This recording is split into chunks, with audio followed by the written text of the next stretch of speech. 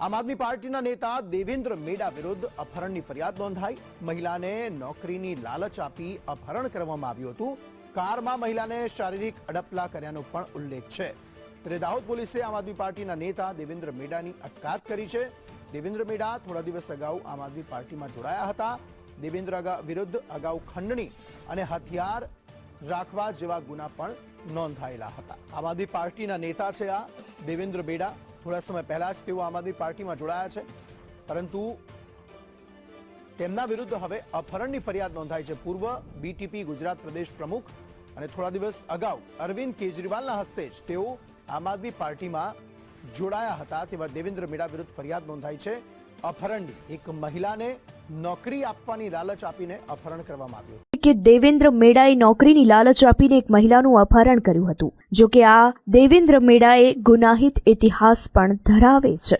એક ભોગ બનનાર મહિલા બહેન છે, તેમને દાહોદમાં રાજકીય રીતે પ્રવૃત્ત એવા વ્યક્તિ દેવેન્દ્ર મેડા કે જેઓ રાજકીય રીતે પ્રવૃત્ત છે કે તેમના દ્વારા બેનને પોતે નોકરી અપાવશે એ પ્રકારની લાલચ આપી તેમનો સંપર્ક તેમને બોલાવવામાં આવ્યા હતા અને ત્યારબાદ તેઓને બળજબરીથી બહેનની મનાઈ હોવા છતાં પણ ગાડીમાં બેસાવી એમને ઉઠાવી લઈ જઈને ગાડી ભગાડી મૂકી હતી। આ દરમિયાન એમના પતિનો સંપર્ક થતા પતિ અને અન્ય લોકો દ્વારા ગાડીનો પીછો કર્યો હતો।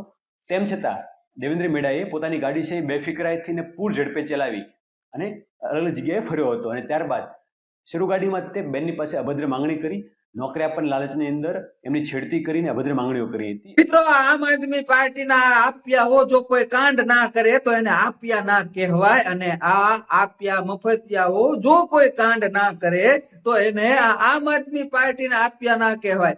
આ છે આમ આદમી પાર્ટીની કડવી અને વરવી વાસ્તવિકતા। આમ આદમી પાર્ટીના લોકો આવા છેડતીબાજો, દારૂબાજો, આવા અગાઉ ગુના કરી ચૂકેલા આવા ગુનેગારોને પોતાની આમ આદમી પાર્ટીમાં લાલ જાજમ પાથરીને આવકારે છે, પોતાની પાર્ટીમાં સામેલ કરે છે। અને એ પણ આ આમ આદમી પાર્ટીનો મુખ્ય જે અરવિંદ કેજરીવાલ છે તેના હસ્તે ખેસ પહેરાવીને આવા કેટલાય ગુનેગારો, આવા કેટલાય છેડતીબાજો, આવા કેટલાય દારૂબાજોને આમ આદમી પાર્ટી પોતાની પાર્ટીની અંદર સામેલ કરી ચૂકી છે। આ છે આમ આદમી પાર્ટીની અસલિયત। અને આ અરવિંદ કેજરીવાલના ગુજરાતમાં પાળેલા આ ટોમીઓ જ્યારે આવા આમ આદમી પાર્ટીના કોઈ નેતાઓ કાંડ કરતા પકડાઈ જાય ત્યારે આ બધા લોકો એ દોષનો ટોપલો ભારતીય જનતા પાર્ટી ઉપર ઢોળી દે છે। આ છે આમ આદમી પાર્ટીનો નેતા દેવેન્દ્ર મેડા કે જેને એક મહિલાનું કારમાં અપહરણ કરીને તેની છેડતી કરી। આ કેસમાં પોલીસ દ્વારા તેની ધરપકડ કરવામાં આવી છે। આ દેવેન્દ્ર મેડા ઉપર અગાઉ પણ એટલા બધા ગુના દાખલ થઈ ચુક્યા છે, હથિયાર રાખવાના, ખંડણીઓના। અને આવા લોકોને આમ આદમી પાર્ટી હોશે અરવિંદ કેજરીવાલ જેવા લોકોના હસ્તક પોતાની પાર્ટીમાં જોડી રહી છે। આમ આદમી પાર્ટીનો આવો કાળો ઇતિહાસ અત્યારથી નહીં પણ જ્યારથી આમ આદમી પાર્ટીની સ્થાપના થઈ ત્યારથી આ આમ આદમી પાર્ટીનો ઇતિહાસ આવો જ રહ્યો છે।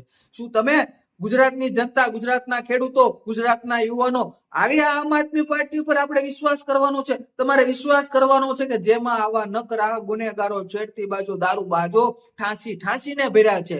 આ ગુજરાતના વિકાસમાં પોતાનું યોગદાન આ પાર્ટી આપશે।